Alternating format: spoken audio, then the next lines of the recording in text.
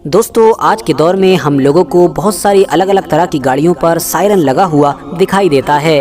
ये दरअसल एक ऐसी चीज़ होती है कि जो तेज़ आवाज़ के लिए यानी तेज़ हॉर्न के लिए इस्तेमाल की जाती है। इसके ज़रिए से लोगों को एक ख़ास तरह की वार्निंग दी जाती है। यही वजह है कि जिन गाड़ियों पर ये लगाया जाता है वो गाड़ियाँ हद से ज़्यादा ख़ास मानी जाती हैं। कभी तो ये सायरन आप लोगों को मरीजों को पहुंचाने वाली गाड़ी यानी एम्बुलेंस पर नजर आएगा, तो कभी पुलिस की गाड़ी पर, तो कभी किसी बड़े मिनिस्टर यानी कि नेता की गाड़ी पर नजर आएगा। यही वजह है कि रोड पर ड्राइविंग करते वक्त हम जैसे ही इस सायरन की आवाज़ सुनते हैं तो उस वक्त अब चाहे हम कितनी भी स्पीड से चल रहे हों या फिर किसी भी कंडीशन में चल रहे हों, फ़ौरन सायरन वाली गाड़ी को आगे निकलने की इजाज़त दे देते हैं ताकि ये ख़ास गाड़ी जल्द से जल्द अपनी मंजिल तक पहुँच जाए। मगर दोस्तों, क्या आप लोगों ने कभी गाड़ी के ऊपर लगे हुए इस सायरन के बैकग्राउंड को जानने की कोशिश की? यानी क्या कभी आप लोगों ने सोचा कि आखिर इस सायरन का इतिहास क्या है? तो चलिए आज की इस वीडियो में हम यही सब कुछ जानने की कोशिश करते हैं। नेटवर्क की इस बात में तो कोई शक नहीं है कि एक दौर ऐसा भी हुआ करता था कि जब हमारी दुनिया में पाई जाने वाली लगभग सभी तहजीबों में यानी सभी सभ्यताओं में ये माना जाता था कि समुंदर एक ऐसी जगह है कि जो खतरनाक आफतों और बलाओं से भरा पड़ा है। चीनी मल्लाहों के सफरनामे हों या फिर हिंदुस्तानी जहाजरानों के किस्से, ये सारे के सारे समुंदर में पाई जाने वाली खतरनाक और हिला देने वाली चीज़ों से भरे पड़े हैं। इसी तरह की ही समुंदर में पाई जाने वाली एक खतरनाक चीज़ का जिक्र यूनान की लगभग सभी किताबों में तफसील के साथ मिलता है, जिसको सायरन के नाम से जाना जाता था। दरअसल यूनानी किताबों के मुताबिक ये एक ऐसा अजीबोगरीब जीव हुआ करता था कि जो जिस्मानी तौर पर और ख़ास तौर से चेहरे से तो एक औरत की तरह हुआ करता था, मगर इसके जिस्म पर परिंदों की तरह पर भी हुआ करते थे, जिसकी वजह से अब ये आसानी के साथ उड़ भी सकता था। आमतौर पर सायरन नाम की ये खतरनाक चीज़ समुंदर में पाए जाने वाले चट्टानों में रहा करती थी, और जब कभी भी कोई भूला भटका इंसानों का जहाज़ इनके एरिए से गुजरा करता था तो ये अपनी सुरीली और मीठी आवाज़ में गाना शुरू करती थी। इनकी आवाज़ में वो जादू, वो नशा और वो तासीर हुआ करती थी कि सुनने वाला अपने आप को न रोक पाता था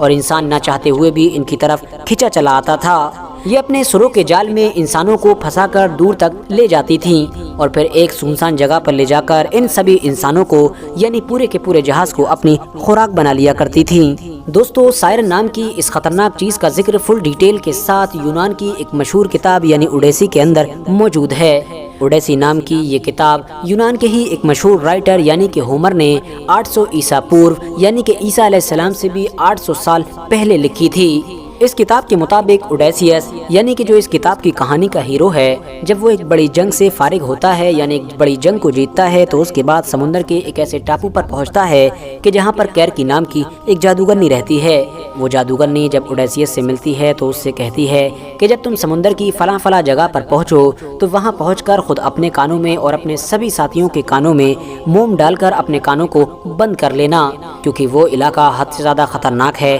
और वहाँ पर कुछ ऐसी समुद्री बलाएं रहती हैं कि जो अपनी आवाज़ के जादू में लोगों को फंसाकर हमेशा हमेशा के लिए ख़त्म कर देती हैं। लिहाजा जादूगरनी की बात पर अमल करते हुए जब ओडेसियस समुंदर के उस इलाके से गुजरने का इरादा करता है तो पहले ही अपने सभी साथियों के कानों को पूरी तरह से बंद कर देता है, मगर खुद अपने कानों को बंद नहीं करता है और ये जानना चाहता है कि आखिर उस इलाके में है क्या। इसीलिए अब वो अपने आप को अपने जहाज़ के एक बड़े पिलर के ज़रिए से बंधवा लेता है और अपने सभी साथियों को ये ऑर्डर देता है कि रास्ता में मैं चाहे कितना भी रोऊं, कितना भी गिड़गिड़ाऊं, तुमसे कितनी भी गुजारिश और इल्तिजा करूं, मगर तुम किसी भी हालत में मेरी रस्सी को मत खोलना। लिहाजा ऐसा करने के बाद उन लोगों ने अपना सफ़र शुरू कर दिया। ओडेसियस का जहाज़ जब समुंदर के उस खास और ख़तरनाक इलाके से गुजरना शुरू हुआ तो ओडेसियस को भी वही आवाज़ें सुनाई देना शुरू हुईं। शुरू में वो मीठी और सुरीली आवाज़ें ओडेसियस की तारीफ़ें कर रही थीं। बाद में उन्होंने मीठी मीठी आवाज़ों से और अपने सुरीले सुरों के ज़रिए से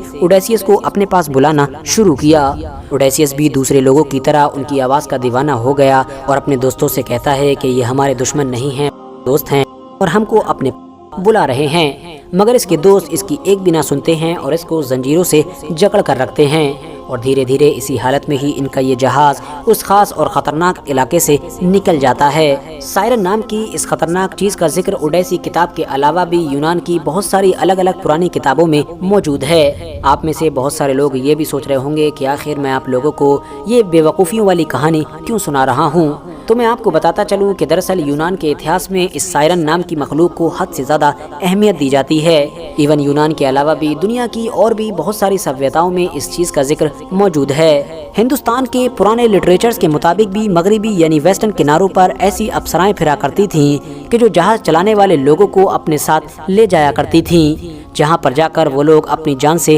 ہاتھ دھو بیٹھتے تھے۔ اس کے علاوہ افریقہ کے لٹریچر میں بھی اسی طرح کی ہی ایک چیز کا ذکر کیا گیا ہے جس کو ممی واٹا کا نام دیا جاتا تھا۔ یہ ایک ایسی خطرناک اور خوفناک چیز ہوا کرتی تھی کہ جس کا آدھا جسم تو ایک عورت کا ہوا کرتا تھا جبکہ آدھا جسم مچھلی کا ہوا کرتا تھا، اور یہ بھی مردوں کو سمندر کے پانی میں ڈبونے کا ہی کام کیا کرتی تھی۔ اتنا ہی نہیں، عربی اور فارسی کے لٹریچر میں بھی اسی طرح کی ہی کچھ چیزوں کا ذکر ملتا ہے۔ آپ کو جان کر شاید حیرانی ہوگی کہ مڈل ایج میں تو یورپ میں پائے جانے والے عیسائی پادری یعنی عیسائی مبلغ کہ جن کو ہم عیسائی اسکالر بھی کہہ سکتے ہیں، وہ جسم فروش عورتوں کو بھی سائرن کہہ کر بلاتے تھے، کیونکہ ان کے مطابق یہ جسم فروش عورتیں بھی صحیح لوگوں کو نیک راستے سے بھٹکانے کا کام کیا کرتی تھیں، اور اسی لیے ہی وہ ان کو بھی سائرن کہا کرتے تھے۔ سائرن نام کی اس خطرناک چیز کا سب سے پہلا ذکر سیریا یعنی کہ ملک شام کے اتہاس میں ملتا ہے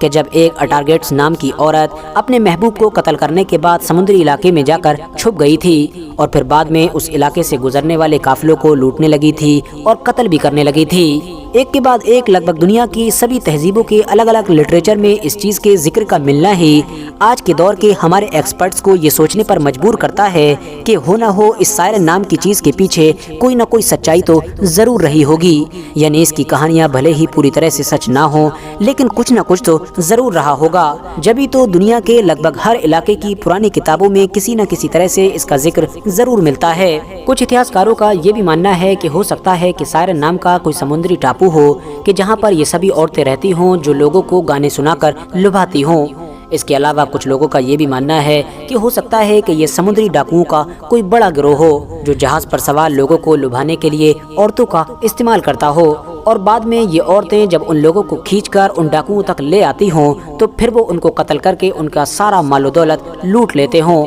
فی الحال دوستو بالکل ایگزیکٹ سچائی کیا ہے یہ تو بتا پانا لگ بھگ ناممکن سی بات ہے، مگر ہاں جس سائرن کو آپ لوگ آج کے دور میں سنتے رہتے ہیں اور لگا ہوا دیکھتے ہیں، یہ اسی سائرن کی پیچھے کی کہانی ہے۔ آج کی اپنی ویڈیو کو ہم یہیں پر ختم کرتے ہیں۔ ویڈیو پسند آنے پر نہ صرف ویڈیو کو لائک کریں بلکہ اپنے فرینڈز کے ساتھ بھی ضرور شیئر کریں، اور اسی طرح کی نالجیبل اور ہسٹوریکل ویڈیوز ہمیشہ دیکھنے کے لیے ہمارے اس چینل کو سبسکرائب کر کے ساتھ ہی میں بیل آئیکن کو بھی پریس کر دیں۔